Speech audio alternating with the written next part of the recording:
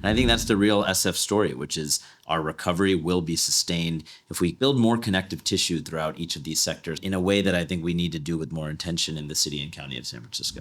San Francisco has so much to offer, and it's accelerating quickly right now. Our goal is to make the city the best it can be for us and for future generations. Amplify. To amplify how incredible and majestic this city is. It's exceptional. It really is. And it's only as good as the people who tend and care for it. That's right. That's my heuristic. That's my philosophy. And I think if San Francisco does that, we're going to be a boom, not a bust cycle for a while now. Welcome to the Real San Francisco podcast, where the pulse of the city meets the truth of the market. We go beyond the headlines to bring you stories, data, and insider takes from those who live and breathe the city we love.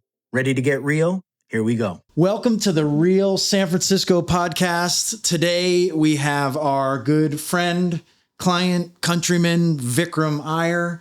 Vikram has been on a very unique path that we will get into, but let's talk a little bit about what we're going to get into today. Yeah, I mean, the real SF story is one of sustained growth and development. Our city is on the rise. There's very few of us who would disagree.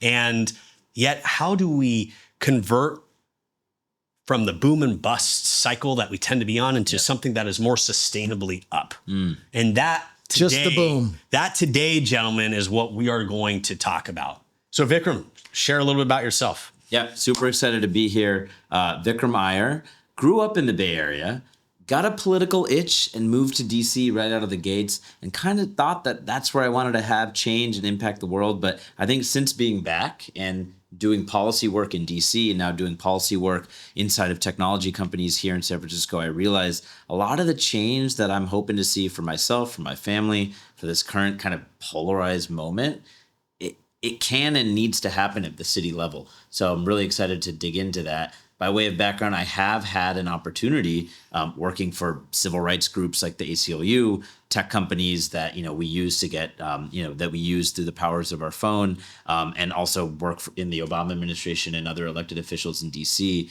I think what all that has taught me is that we can actually find a lot of common ground if you bridge those different sectors and don't just pick your lane and stay in that lane. And I think that's the real SF story, which is our recovery will be sustained if we build more connective tissue throughout each of these sectors, kind of in the way that my career has done, but in a way that I think we need to do with more intention in the city and county of San Francisco. Well said. Absolutely. So Vikram, you are incredibly humble. 40 under 40 by San Francisco Business Times.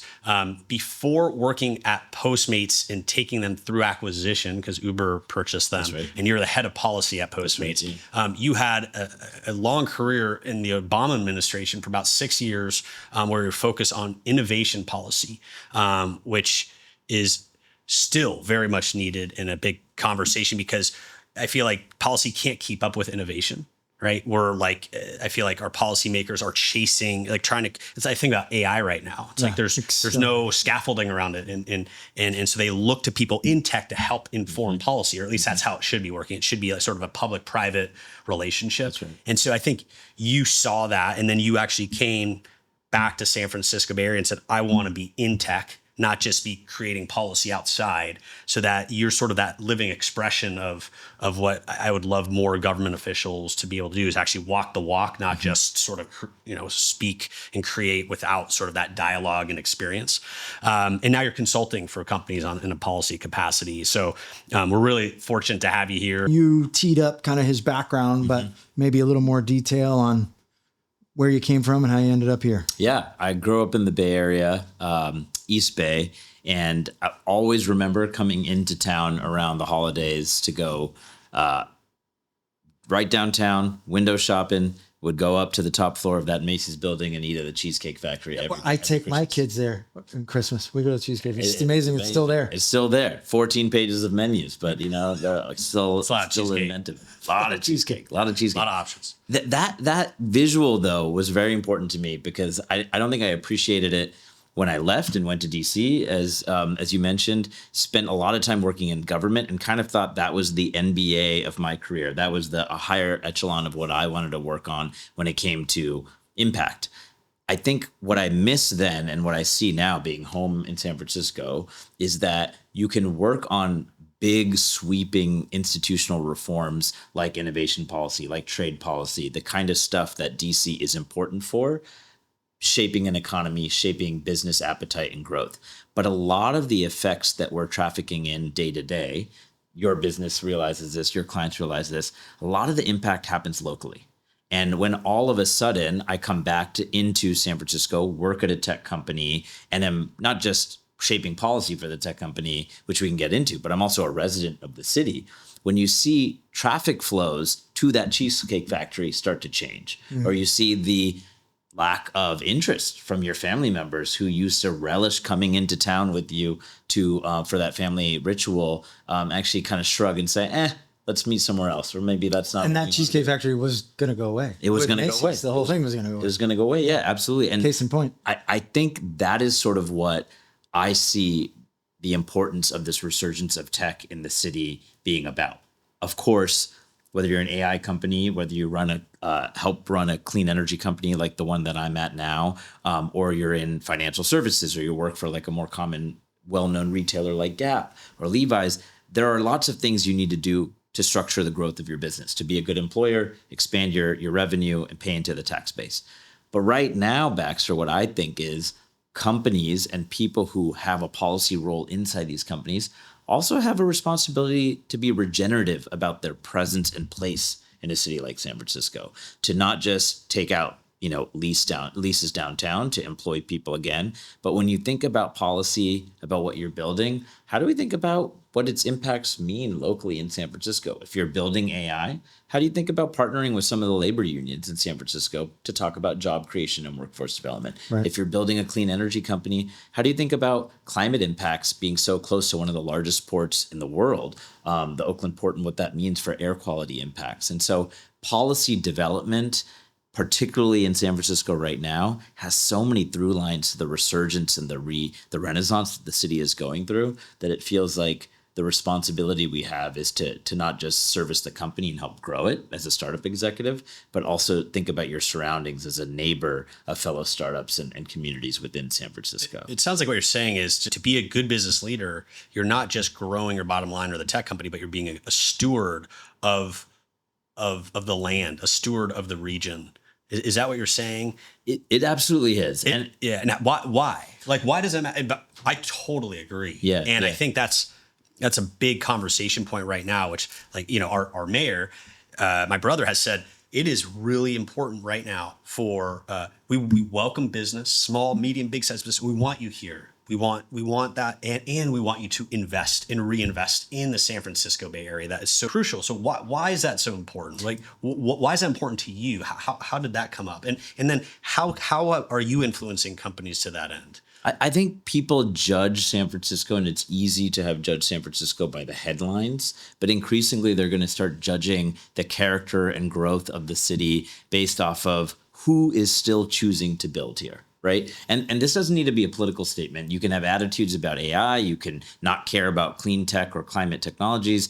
You can be a retailer that is, running a family-owned business and sustaining growth for that family product for years. The real signal, I think, of a city's growth and resurgence is going to be in the types of ways that those employers invest locally. Mm-hmm. And I think this is important because if you take a look at the talent and density that is created by AI companies taking out space downtown, they're not just employing folks locally, they're building inroads with some of the world-class institutions in the state of California that facilitate a lot of generative AI research. If you think about developing a climate and energy company here in California. Actually, during SF Climate Week, the mayor facilitated a conversation with a bunch of energy companies, several who started taking space downtown because of proximity to Lawrence Livermore National Labs and Lawrence Berkeley National Labs. You start to create this connective tissue between talent and other ecosystems and actors that exist here. I'll name one more. An arts institution a few months ago started a partnership with NVIDIA because they wanted to make sure that AI sort of kind of grows in prominence around the world, that art students feel like they're not getting impacted or displaced by that, but that they have a way to integrate the technologies, the tools, and what could be the next phase of art and AI interaction design in the city. And so it's about being a good steward. But I think what it is is being able to connect the dots between a base of employment, a pool of talent, and the surrounding ecosystem. And how you plug into that can change in a variety of ways. But plugging into that now more than ever, I think will impact outcomes for cities, outcomes for employee retention. And frankly, I think that's going to be defining characteristics of how policy actually grows cities moving ahead, not just policies coming in on high from Washington, D.C., but place-based regional policies will really create a wave of how San Francisco moves ahead. And I think you talking about AI and these big companies coming in, and it was something that we had talked about previously of the disconnect in San Francisco and how I think people have perceptions of the city. They know San Francisco for different things. There's so much going on here right now. Most of what you hear is the AI headlines, but I think there's, you are involved with the Symphony, correct? Yeah. And there's this amazing, and the history of the art culture here is incredible. And I think a lot of that is disconnected in the city. And Commonwealth Club, you are a part of something that's trying to connect the dots. Going back to connecting the dots. Yeah, I think that, I want to go take a step back and just make sure that what I'm pointing out here is clear or coming through, which is if you're an employer in the city and you just, support your workforce, that is a way to grow a company. But I think if you care about the outcomes of that workforce, about their well-being, all of a sudden you retain that workforce a little longer. If you care about their schools and the ability for those school districts to thrive and be safe and welcoming for families of all stripes, you start to grow a broader ecosystem of connection with your neighbors, not just your colleagues, but the people that you lay your head close to. If you then start to care about local nonprofits, local arts institutions, local entities that maybe don't affect your day-to-day, that connective tissue builds a much broader and more vibrant city. That's my thesis. And I think that is why, to your point, Alexander, that we wanted to make sure that when I go inside of a tech company, that you start to gear policy that grows the tech and the product, but also starts to build connective tissue around the region. Do you feel like tech leaders right now are hip to this? Do you feel like our innovation leaders locally are like, this is actively in their dialogue, or is this something that's still emerging? I mean, where are we in the evolution of this sort of understanding and connection to this important principle? I think that there's an interesting journey in the first wave. So tech web 2.0, when all these apps started getting funded, and Twitter took out space on Market Street downtown. That era, a lot of these tech companies were flush with cash. Interest rates were low. Silicon Valley Bank was lending in spades, as were venture capital firms of all stripes. And so I think you saw companies like a Salesforce with Benioff's leadership, or a Postmates, like where I came from, or a Pinterest, signing up to invest in local community efforts, food bank efforts, fund runs here and there. They were more willing to dole out the cash. I do think something contracted and something happened around the pandemic. Certain economic headwinds came in. I think the national infrastructure with Trump coming in also changed the attitude of like what it meant for companies to invest in regional initiatives, diversity initiatives. And so there has been a contraction of this thinking, no doubt. But I think there's something different going on in San Francisco right now. I think that especially because this city has previously had so many reputational debates nationally. When you show up in San Francisco now, I think that tech leaders have a different kind of obligation simply to build their companies, because now they're dealing with national narratives about, I really want this researcher to come to my AI company. They're based in Philadelphia right now, or Pittsburgh right now, and they need to overcome this sense of what San Francisco might be in their mind. I'm making this up. And so I think tech leaders need to be hip to it from a first principles perspective, from just attracting talent and retaining that talent locally. But I think what happens is, if they're not fully dialed into it yet, you don't get that sense of synergy with community that can really make a community blossom and can really make a company blossom. This is why I think what Baxter was mentioning, the Commonwealth Club's efforts, is really interesting. So they started convening 50 leaders from around the city, called the San Francisco Futures Initiative, SFFI. And it had folks from government. It had folks from the SF Downtown Development Corporation. It had leaders from tech. It had people from the arts. And what we noticed was that you have all over the city so many disparate factions of activity, but no connective backbone linking it all together. So you have a nonprofit working on immigrant challenges here. And then over here, you have a tech company whose HR team is saying, hey, for 4 employees, their workplace visa authorization is about to lapse. I can't get in touch with the right government agency.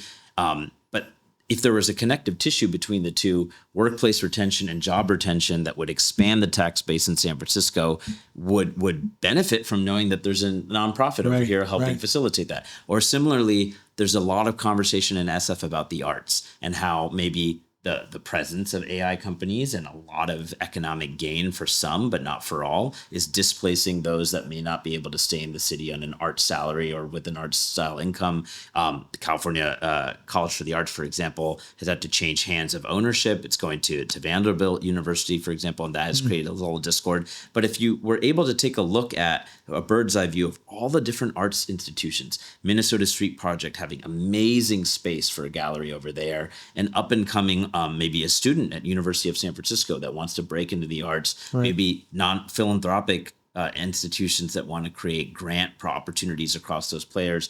Right now, San Francisco has so much creativity across all these different spaces, but no coordinating backbone, no conductor for that orchestra. And so institutions like the Commonwealth Club are trying to bridge that gap. So the tech leader knows exactly what's going on at the community level. That community player knows what's going on at the philanthropic level, and the philanthropic player knows what's happening at the government level. And I think if you had more of that coordinated dialogue, you get a vibrancy in the city that hasn't occurred yet. And it's awesome that that's happening right now in San Francisco, because I think if you can repeat that playbook, other cities will start to copy that and take note. I think longevity plays a key there too, because we're such a city of iterations. Yeah. There are these waves where we're constantly changing. Yeah. And so I think to have connectivity that can weather those iterations and get some history and have it just makes that foundation that much. I agree. Stronger. And I think the reason that kind of matters is sometimes, and this is not a political statement, sometimes I think companies who very much have a bottom line and a fiduciary interest, if things are not trending well, maybe it's the bust cycle, maybe it's politics, maybe it's policies that they don't like. There's a refrain in California, which is like, all right, we're going to bounce. We're going to go to Texas, or we're going to go to Miami. And we saw that very recently, a few years ago, with prior leadership in the city, but this exodus that somehow Miami was the place to go, or Montana was the place to go, or Utah was the place to go. And not to poo-poo those jurisdictions, but if companies were more hip to this model, to think that their growth, their talent, their retention, and their stability is better served by being anchored into the rest of the community, then you wouldn't have this boom and bust cycle where all of a sudden workforces are displaced, taxable revenues are displaced, people threaten to leave. And that creates more of an adversarial dynamic, I think, with city officials and tech officials or executives. And I think if we look at investing locally, you'll see a lot of economic upside for these executives and these technology leaders, but you'll also see a stability to the growth and the promise of the city that hasn't been seen because of those booms and busts recently. So are you saying that when we start to do this, that we'll flatten out? We won't be boom bust, but like we can be perhaps just like boom or stable boom, in a consistent way on a go forward. Is that a real scenario for San Francisco? I do. I believe it's real. So I think that, Baxter and I were talking about before the podcast started, like what's often misunderstood about San Francisco. And, I've got family all over the country, red states, blue states, big cities, small cities. And I think right now there's still a visual perception of what SF is or isn't. I think the more that we have institutions that generate a lot of wealth, right, like private employers and technology as an example, a little bit more anchored into the city, having the conferences here instead of going on a retreat in, the North Bay, for example, or making sure that they care about what happens at their schools so that way there aren't antagonisms between, teachers' unions and families. All of a sudden you get different outcomes. And I think, Alexander, these outcomes are happening right now. If you walk right outside where we are right now, not a heavily trafficked or dense corridor, you see all kinds of people patronizing food trucks on a beautiful sunny day in a park in the corner of a city. If you go downtown, you see not only office space taken out, right? Like take OpenAI and Anthropic out of it, although that's great economically.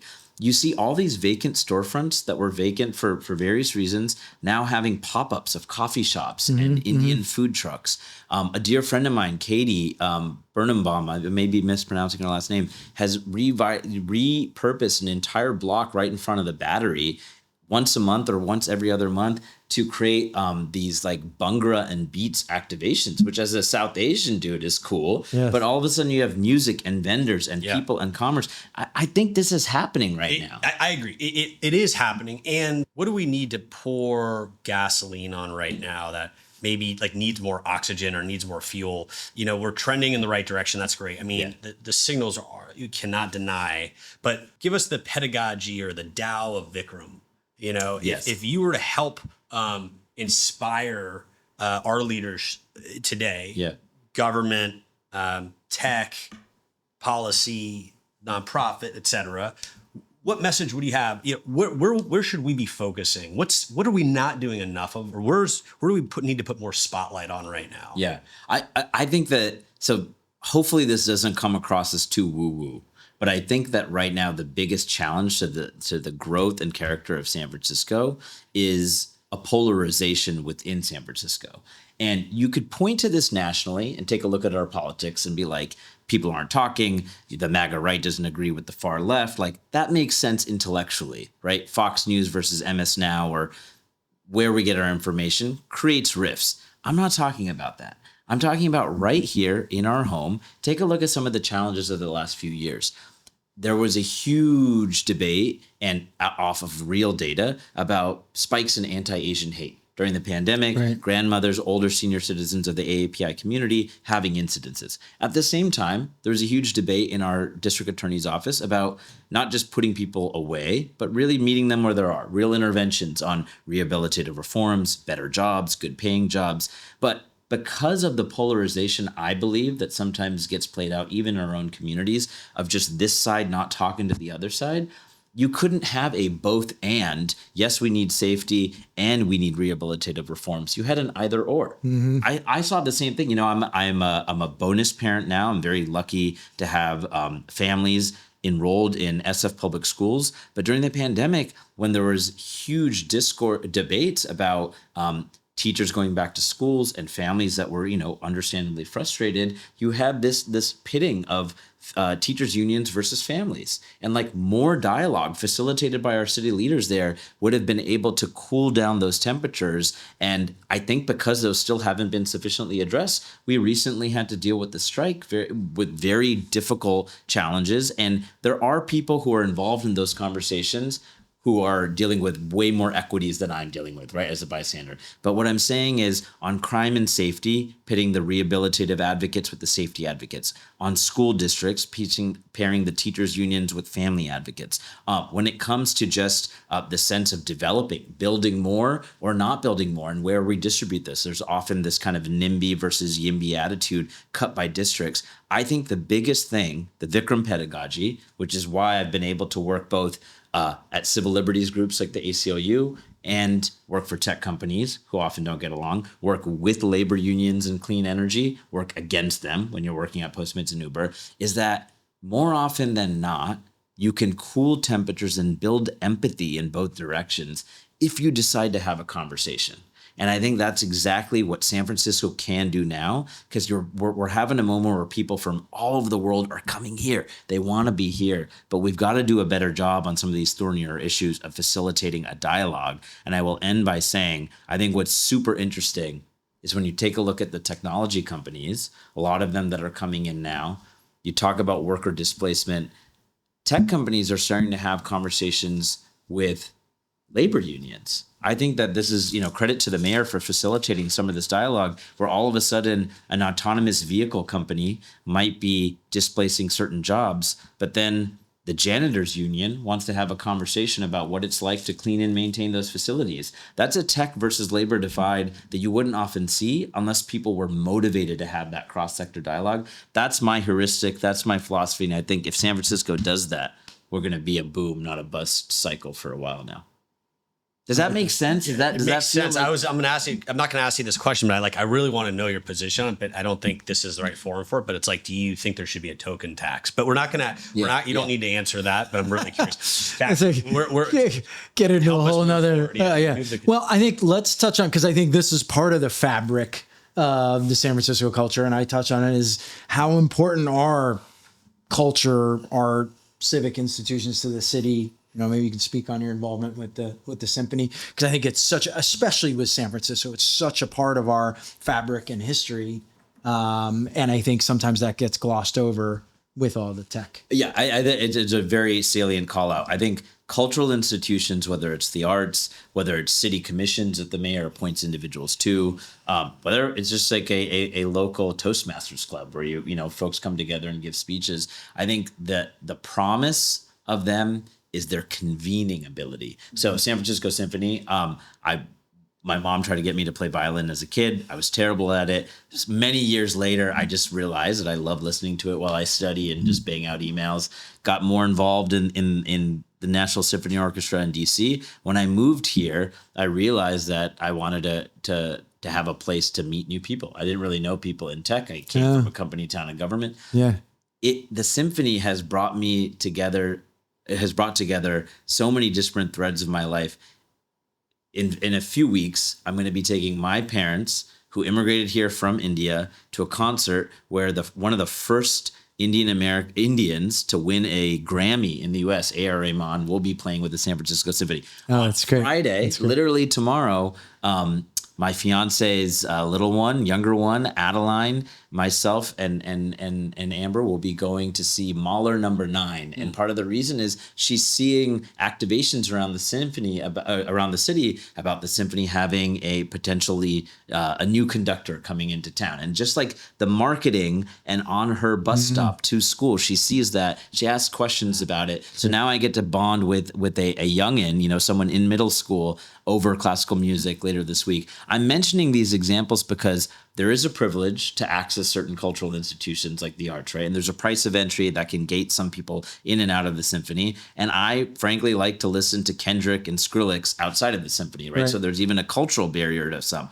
But the convening power of SF institutions is so damn strong that in a 30-day period, I'll have a nostalgic experience with my mom with songs from India right here, few blocks away from where we are now. And on Friday, I'll have a core memory experience with someone who's never been there before. And I think if you map that across so many other players, the Commonwealth Club, which is maybe an older institution, but convenes discourse on many of these topics in the city, a local, the Eastern Neighborhood Democratic Club. It's a Dem club, it's political, but it brings people from certain districts on the eastern side of the city together to talk about issues that might affect them. Dinner parties, right? Dinner parties that you might bring together with friends and families of yours. So all of a sudden you meet somebody next to you who's running for office, has a totally different worldview as you, or someone who's a tech exec and is a DJ too on the weekend.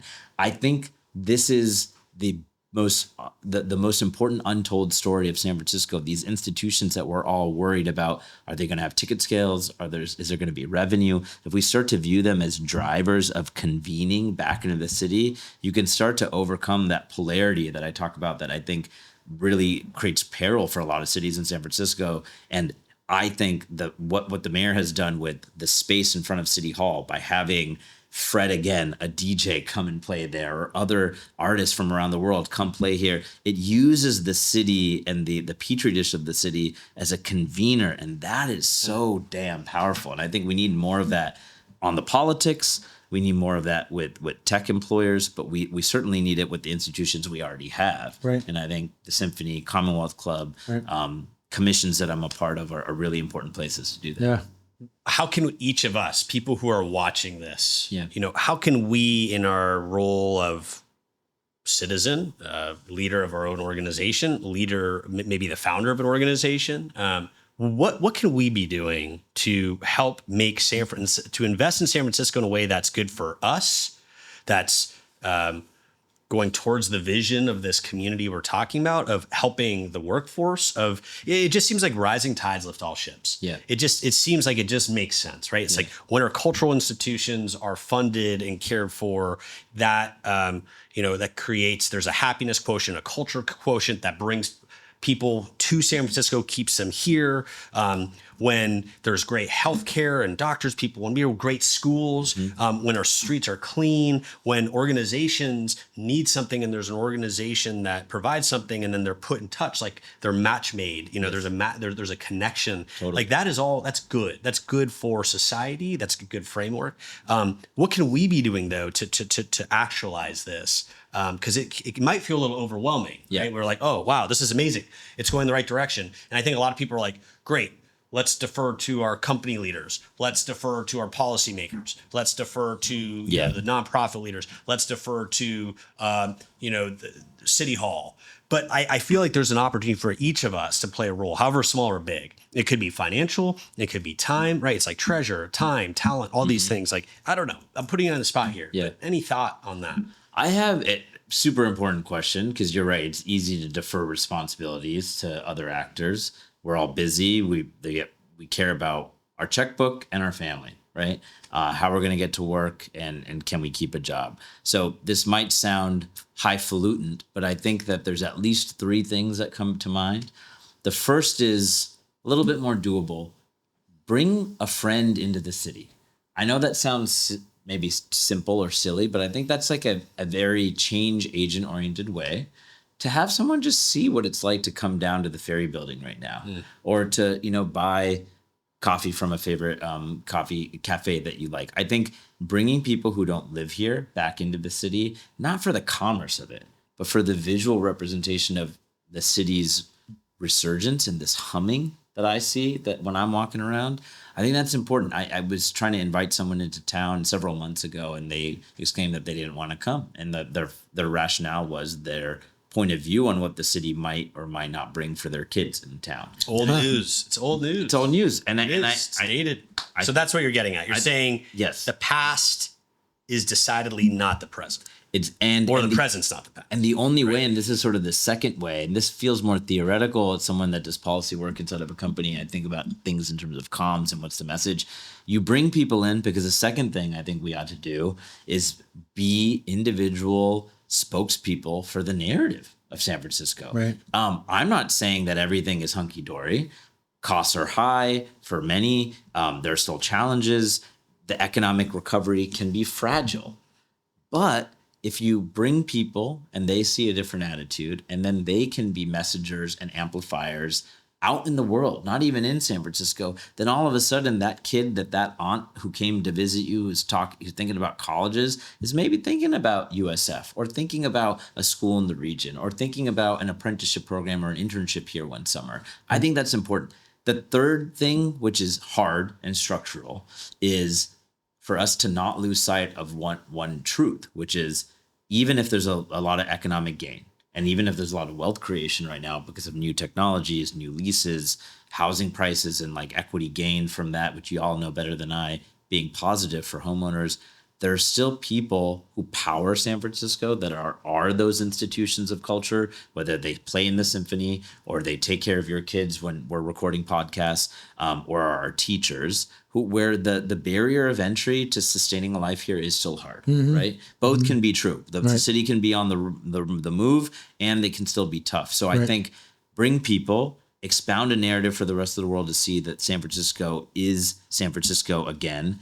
But let's not sleep on the fact that there's still some structural challenges for folks. And so when we think about building an inclusive city, in my opinion, workforce housing and childcare, making sure that people that provide those services can stay in this city, that's a monumental structural task. But I would say pushing our leaders to keep that on the ballot, and to keep elections kind of through that lens is another way to demonstrate accountability. I want to ask you a question to kind of close things out. San Francisco, 5-10 years out. Yeah. What are you most excited about that you're seeing today in that kind of longer term trajectory for San Francisco? I'm very excited at the use of space. I mean, you guys would know better than I, but I think from tunnel tops, not too far from here, kind of a new vision for parks. The deployment of micromobility. We're a scooter family. We like the e-bikes that you can rent. They are, say always wear a helmet, but like the ability to use infrastructure like dedicated lanes for that. I don't know if this is doable from a zoning and regulatory perspective, but there have been discussions about repurposing some of the downtown spaces into housing, repurposing some of the downtown spaces into university campuses. I think this is a moment where like big ideas are not being laughed out of the room, and like urban infrastructure and design having to be met with private capital and like, being compliant with planning codes and things like that. I'm excited about that. I think San Francisco won't look different from its core character. Right. San Francisco might feel different for how we go utilize parks, utilize spaces, deal with like technology in the world around us. But things are going to look a little bit different with how we interact with that downtown, I think. And I'm excited for that. And I think that goes back to, what we were talking about originally with the AI boom and all of this, capital coming into the city and not just being transactional with the city, about taking that and dispersing it into the city to make this, and that money going into, not directly, but with the parks and all these, Sunset Dunes and the rebuilding, that a lot of the playgrounds have been redone lately. And I think and then that goes into, all of these things come into play with the connective tissue, where it's San Francisco has so much to offer and it's accelerating quickly right now. And if we can harness that and put more roots down, and connect it and have that communication, then we can, instead of, like you were saying, instead of that boom and bust, create the foundation that gives us that future. It's just, we're going up, and we're setting a new standard every month, every year. And I think that's really what we're after, is just, it's quality of life. Yes. It's humanity. Yeah. It's culture, it's art. It's happiness, it's good citizenry, and looking out for each other. I think that these, and so much more. I sort of think back to, I raised, in a family that really espoused and still does giving of oneself, time, of course, but financially, and I think back, and I haven't been doing this as of late. I had previously, but I want to start doing it again. Inspired, I think, in part from this conversation, of course, my parents as well. But like whether it's 5%, 1%, 10% of your earnings, 20, 30, 40. I was just recently at an event where I got to meet Tom Steyer, who's running for governor, and he's said, in his lifetime he's giving, and he joked because his kids were in the room. He said, they're not necessarily happy about it, chuckle, but most of, my funds are going to be given away during the course of my life. Yeah. And I think there's something to be said for that. And it's a reminder for all of us, myself included, but I hope for everybody that's listening, it's like, this is a city worth, not just saving. We've saved it.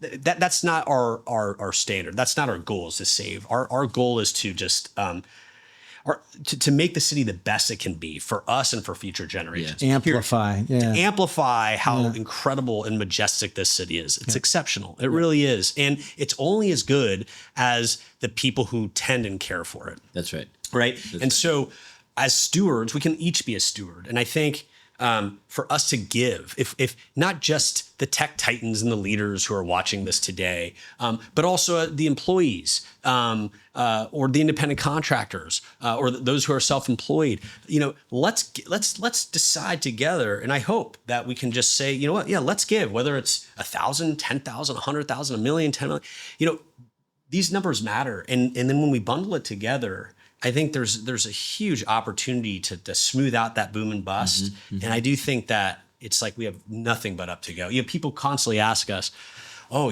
we at the top yet for real estate? And as our institutions or nonprofits or cultural institutions or streets, all these things are getting, more and more sort of well tended for and up leveling, so too will real estate continue to rise. And that's just the reality. And so for so many reasons and more, I hope each of us will consider making a gift this year and beyond, that's just really meaningful. One thing that's interesting about that is I've noticed something phenomenal about, if you take America, you zoom out in America, there's a lot of culture wars across socioeconomic strata. But if you take a look at what is doable when you invest, right, there's been this quasi-governmental, quasi-non-governmental entity focused on downtown recovery, the San Francisco Downtown Development Corporation. Mm-hmm. It's pooling private capital from a lot of high net worth individuals to deploy into local rebuilding, local kind of reutilization of space, augmenting a lot of government initiatives that exist already, but pulling in private capital to supercharge that. That's a very good example of like how giving can help turn a city when you have large sums of money to play with. And it's not a model that oftentimes a city government would feel like copacetic doing, because they feel like, oh, I'm bringing in money from, it feels very Gotham-esque, right? The Batman-esque, where like a limited few are funding outcomes. But the point there is you're bringing in assets where you can for big structural changes. To Alexander's point, though, if you are not that individual that has, lots of liquid capital to deploy, micro actions and micro investments also make a difference, right? If you give to the women's shelter in the Mission, which does a bunch of workforce development work for single moms in that community, or if you give to local arts institutions, or you give by bringing that friend, taking them to a boba place and saying, we're going to buy here. We're going to invest in this local retail market here. And that has a knock-on effect for economic gains for that retailer, which then expands the tax pool. All of those are examples of giving. And I think that's a really important distinction, because the city, it's an important point he makes, because the city could benefit from all of that. And I think sometimes it's easy to wipe our hands and say, well, I don't have those means. I'm not going to pay for a park renovation, so therefore, what's my role here? But I think it's a broad spectrum if you have pride in the growth of the city. Right. And this is the first time, I got to say, in part because of the support that we had from you all as being a client of yours, that when you've got a deep equity in the city, you want to have it with pride. You want to view the city with pride. And so you're a little bit motivated to do that. But I think that pride exists regardless of whether you're a renter or you're an owner, whether you've lived here for a short number of months or you're, a longtime resident of the city. And I think that sense of pride, investing in it and building it, will make all of us kind of feel a little bit more activated to care about the equity of the outcome of purpose. Right. I don't know if that makes sense, but I feel like pride in the city changes the ratio by which someone feels that they should be investing in it. Right. And I think the more we invest in it, the more people feel civically activated to care for it. And then they can bequeath it as an organism to the next generation. But unless you treat it like a precious heirloom, if you're just transactional about it, then obviously you're just going to be very transient about it. And I think this is a moment where we can harness a lot of that giving and that desire to want to play ball and be present here in a new way. That's my thought, at least. I like it. Thank you for being here. That was a great conversation. Hopefully we can do another one sometime, because there's just so much to talk about right now and just with the city. But thanks for being with us, and hopefully we'll see you on the next one. Like, subscribe, all those things. We'll see you around the city. Reach out anytime.